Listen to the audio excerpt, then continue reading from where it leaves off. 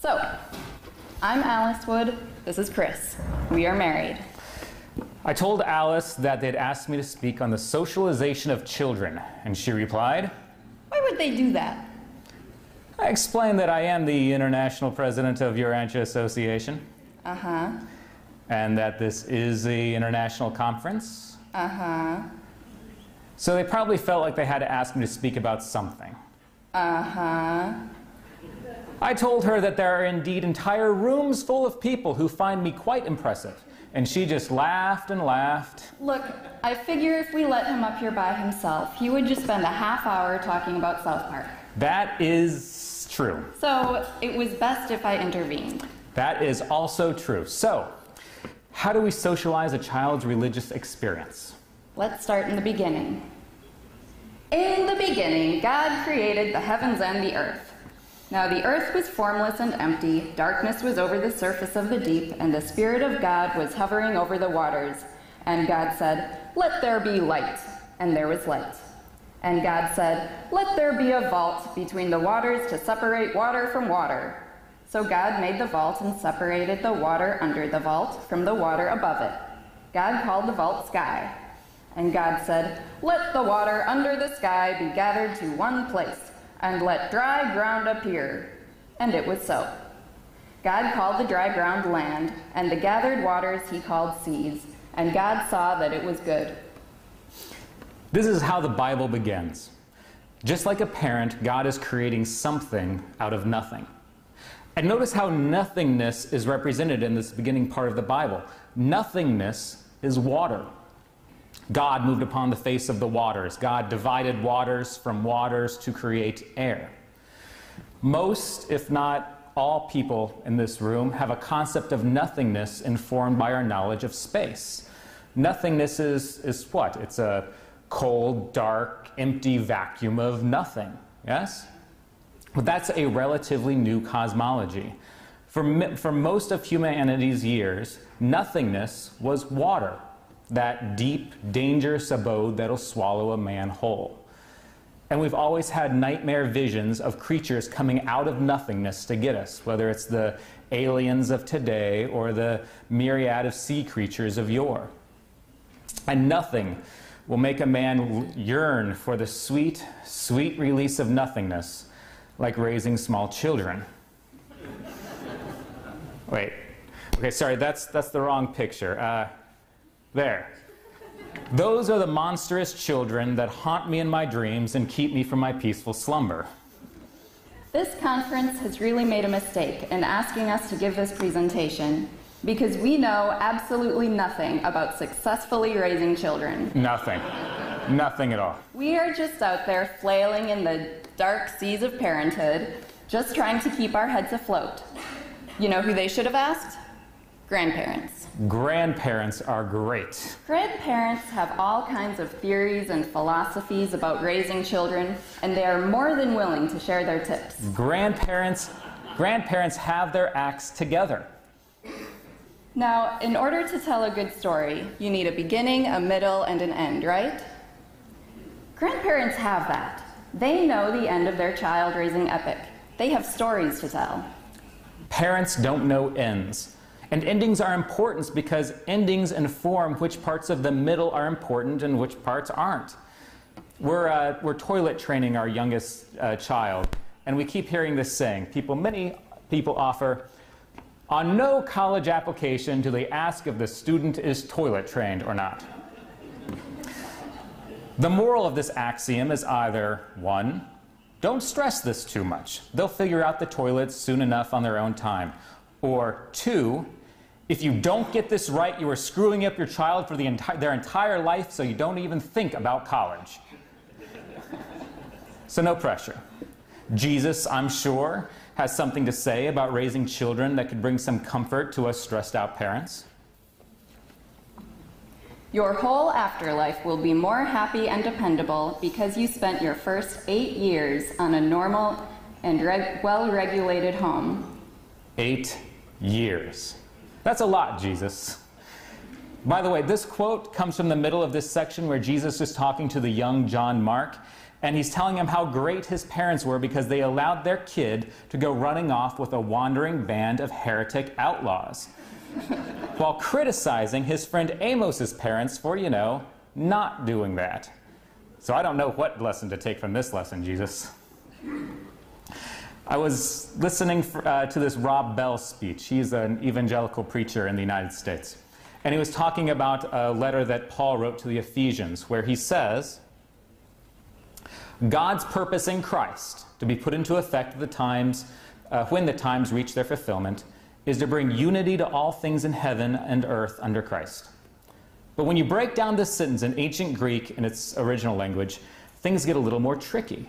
To bring unity is the word Anakaphilosophai. Now that is a great word. It sometimes gets translated as to sum up, or to bring unity to, or to recapitulate, or possibly to retell. God's purpose is to retell the story of life, the universe, and everything from a new point of view, a new perspective. Up until Jesus' life, there was one story about God, and Jesus came and told us a new one. Parents don't know the ending. We have no idea how the story is supposed to go. But the Urantia book provides us with the ability to anakaphilosophai the situation, a glimpse at the future for our planet and for our individuals. Instead of parents flailing in the deep, dark waters of parenthood, we are given a lighthouse beacon toward which we can swim. It's still effort, a lot of effort, and there is no guarantee of success. In his book, A Walk in the Woods, Bill Bryson says the standard advice if you encounter a grizzly bear is to curl up and play dead. But Bryson advises the exact opposite. He says that you should turn around and run as fast as you can. Yes, sure, the grizzly will still get you, but it'll give you something to do with your last 15 seconds or so. It's the same thing with parenting. These monsters will destroy us. But we keep swimming toward that lighthouse because it gives us something to do with the next 8 years. You know we have to keep them till they're 18, right? I can't handle that right now. That Jesus quote about the 8 years, the next line is, you possess a strong and well-knit character because you grew up in a home where love prevailed and wisdom reigned. I call love. What? I call love. Love reigned. You get wisdom. I call no takebacks. Okay. The Urantia book says, the manifestation of greatness on a world like Urantia is the exhibition of self-control. The great man is not he who takes a city or overthrows a nation, but rather he who subdues his tongue. So, end of speech. No. We're supposed to keep talking for a little while longer. But look, we are in a room filled with Urantia book experts. We have nothing to learn yet about the book itself. What we have to share isn't insights into the teachings, but instead one couple's thoughts on the process of how we try to apply these teachings to our lives. As the Pope says, it should be apparent to all of us that we are called not to communicate ourselves, but this existential triad made up of truth, beauty, and goodness. The Pope. But we have no idea what we're talking about. None. I like to talk about how unity has three components. There's spiritual unity, the unity we share not just with other Urantia book students, but with all of our God-seeking brothers and sisters on this kindergarten world. Then there's social unity, learning to share our personal and cultural habits, to exchange knowledge and ideas like we're doing at this conference. And then there's organizational unity, the union of purpose, goals, and deeds, much as our 26 countries do under the umbrella of Urantia Association International. I find a similar theme in parenthood. There is organizational parenting, social parenting, and spiritual parenting. What's organizational parenting? It's the cleaning and the diapers and the cooking and the clothes and the food and the bathing and the basic training to turn these little monsters into acceptable human beings. There's social parenting, the integration of these children into society, how they will perceive and interact with the world around them. And then there's spiritual parenting. How the heck are we supposed to do that? Last year I was at this conference and Merritt Horn asked a question. Do you consider yourself a leader? Yeah, sure, I said, not really knowing where he was going with this, but he said, no, he said, you're not a leader, you're an administrator. His point that he was making is that we as a community want to encourage teachers and leaders, but as soon as someone pops up with half-decent skills in teaching or leading, we steal them and we make them our administrators. It's the same thing with parenting, I think. I want to be a good social leader for my child. I want to be a good spiritual teacher for them, but I'm overwhelmed with the organizational and parenting administration. I want to grow up, or I want my kids to grow up in a house where we have, our relationship with God is shared, where we have socialized our religion. Jesus, do you have any suggestions? Throughout his entire earth life, Jesus gave his followers very little instruction regarding the socialization of religion. You're always there for me, Jesus. But look, he may not directly come out and say it, but yes, he has advice for us. The Urantia book tells a story of a rich man who wishes to become a member of the 70. This story is in the Bible too, in a couple of places. The man asks Jesus, I would like to know, what more must I do to gain eternal life? Jesus tells him to keep the commandments. Which ones? Asked the rich man, which seems to be a reasonable question at the time. The 160-odd laws of Israel often contradicted one another. Jesus focused on the 10 commandments, and not even the full 10. The first 4 he skipped. The first 4 are about God and how you will treat him. And apparently, God doesn't get all that bent out of shape if you don't treat him properly. After all, how can you take the Lord's name in vain when the Father has never revealed himself by name? Jesus tells the rich man, don't steal, don't lie, don't kill, don't be unfaithful to others, honor your parents. In the Urantia book, Jesus adds, do not defraud. In the Bible, Jesus adds, love your neighbor as yourself. These are actions, not philosophies. To follow Jesus, you need right action. Each of these thou shalt not commandments is reciprocal. You don't want to be lied to, nor stolen from, nor killed, so don't do it to others. The rich man says, but I already follow all these rules. Then Jesus pulls out the 10th commandment, don't be jealous of your neighbor's stuff. Which, of course, equally means don't try to make your neighbor jealous of your stuff. Jesus tells the rich man if he wants to become one of his 70 messengers, he'll have to sell all of his belongings and give away his fortune. And this rich man walks away dejected because he had some really nice stuff. The Urantia book tells us this rich man's name, Matadormus. How strange it must be to make it into the Urantia book as an example of what not to do. There are others whose story makes the book without being named. There is another rich man who Jesus counsels in Rome, who is merely referred to as a rich man. But Matadormus gets named. The authors want us to remember Matadormus, the man who walked away from Jesus because he loved his house too much, his cart, his jewels, his fine dishware. Now in the Bible, Matadormus' story ends here, but in the Urantia book we are told of his redemption. Later in life he does sell all of his possessions and becomes a leader in the church at Jerusalem, where Jesus' brother James was in charge. So what's the point? What's the point? The point is here. Moral evaluation with a religious meaning, spiritual insight, connotes the individual's choice between good and evil, truth and error, material and spiritual, human and divine, time and eternity. Spiritual insight is moral evaluation with a religious meaning. Matadormus was following the letter of the law, but not the meaning of it. Our job as parents is to provide an understanding behind actions. Concerning insight, the recognition of moral values and the discernment of spiritual meanings, all that the human mind can do is to discover, recognize, interpret, and choose. So that's what we do. We put them in the best possible situations we can to discover, recognize, and interpret, and they ultimately choose. And if our children are well practiced, they will learn to make insightful choices based on religious meaning. That's what John Mark's parents were doing.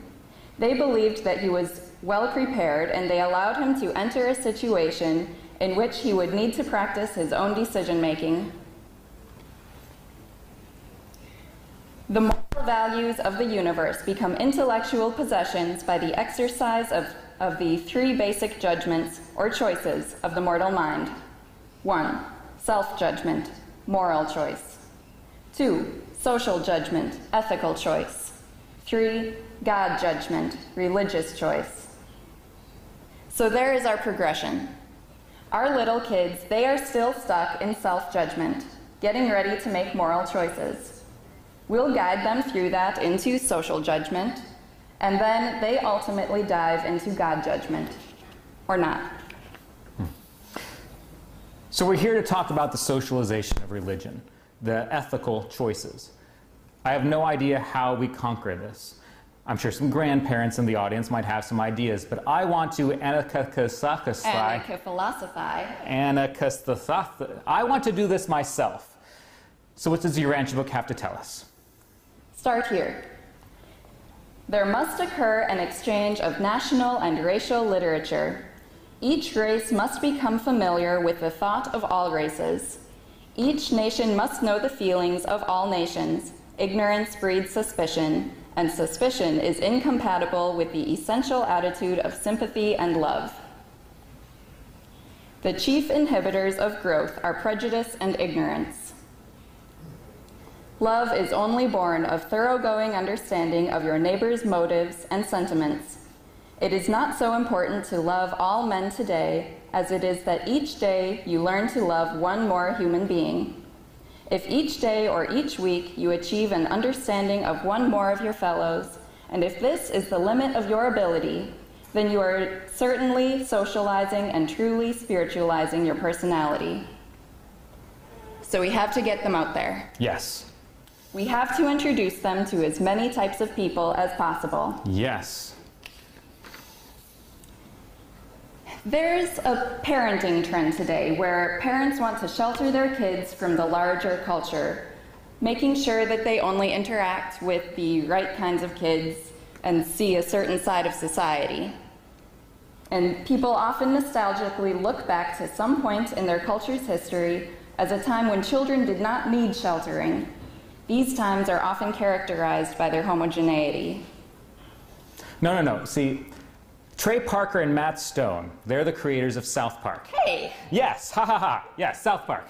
So, they say that most people think their children are inherently sweet and pure and society ultimately corrupts them, and that this is the philosophy put forward by C.S. Lewis and others.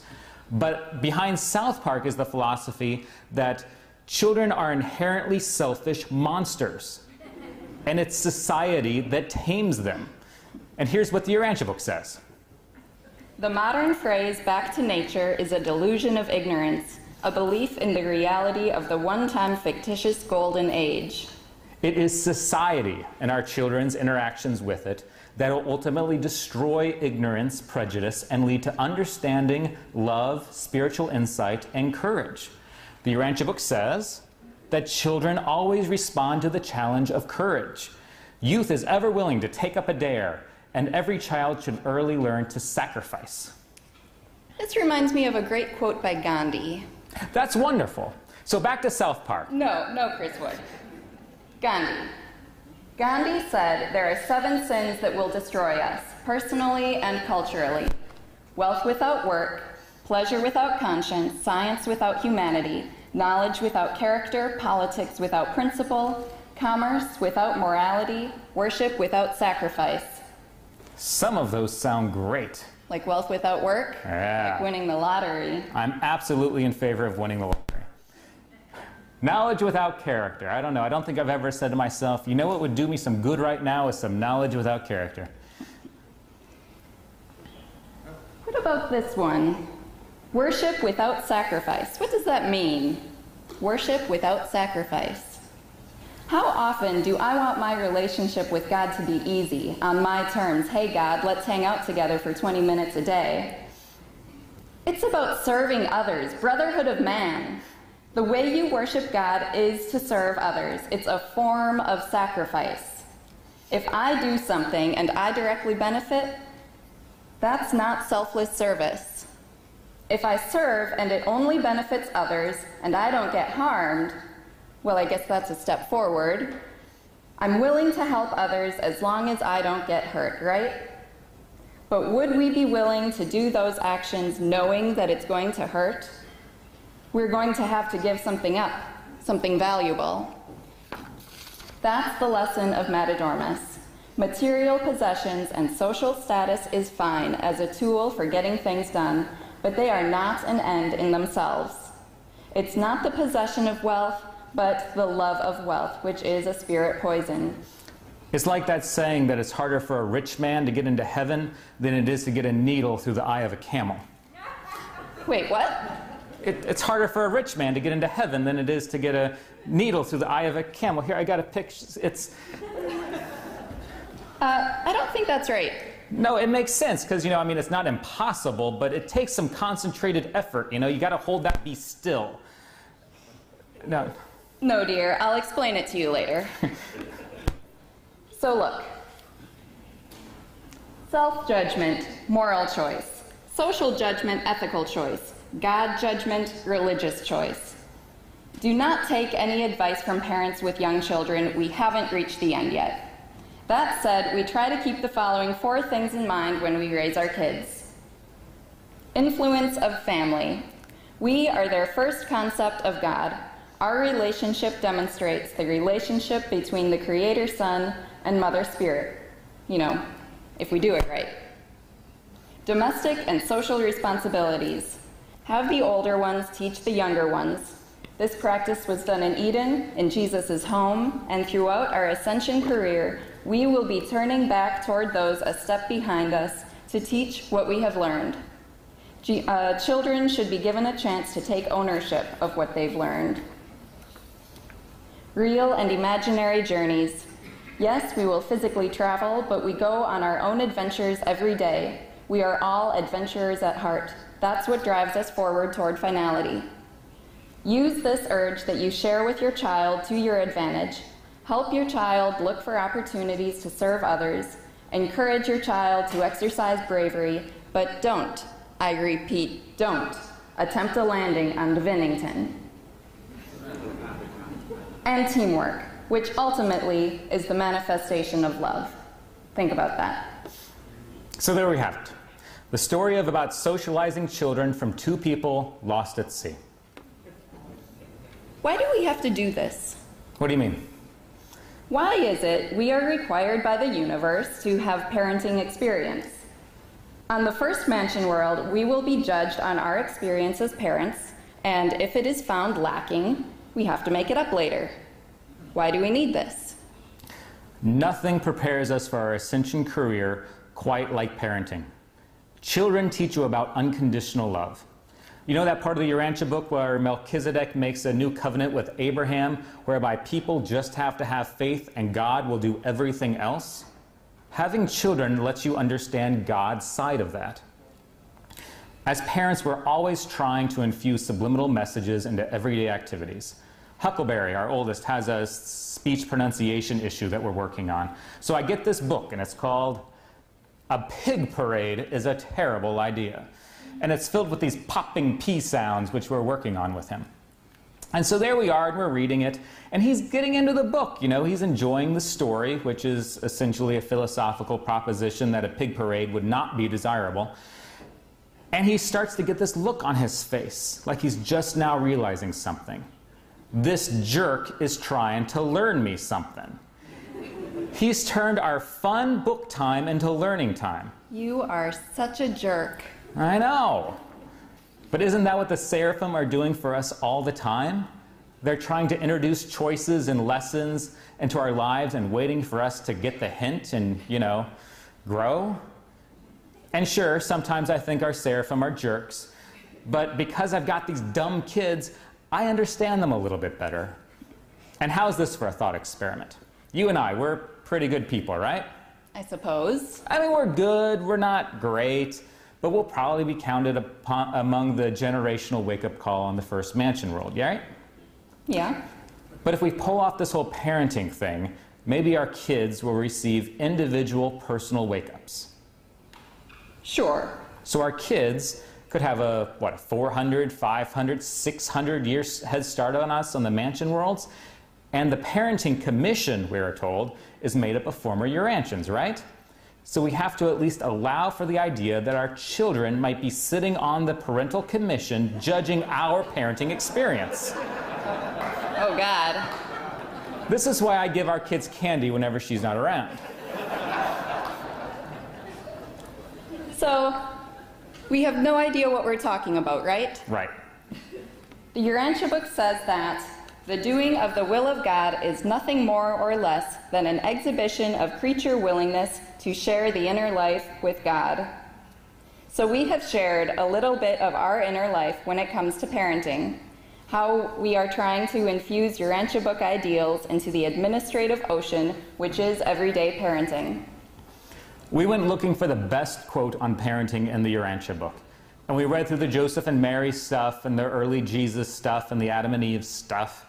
But the best quote on parenting is hidden in the Seraphim papers, and it doesn't have anything to do with parenting. But we are told, before leaving the mansion world, all mortals will have permanent seraphic associates or guardians. And as you ascend the Urantia spheres, eventually it is the seraphic guardians who witness and certify the decrees of your eternal union with the thought adjusters. Together, they have established your personality identities as children of the flesh from the worlds of time. Then, with your attainment of the mature Urantia estate, they accompany you through Jerusalem and the associated worlds of system progress and culture. After that, they go with you to Urantia and its 70 spheres of advanced socialization, and subsequently, they will pilot you to the Melchizedeks and follow you through the superb career of the universe headquarters worlds. And when you have learned the wisdom and culture of the Melchizedeks, they will take you on to Salvington, where you will stand face to face with the sovereign of all Nebudan. And still, will these seraphic guides follow you through the minor and major sectors of the super-universe and on to the receiving worlds of Uversa, remaining with you until you finally enseconifim for the long Havona flight.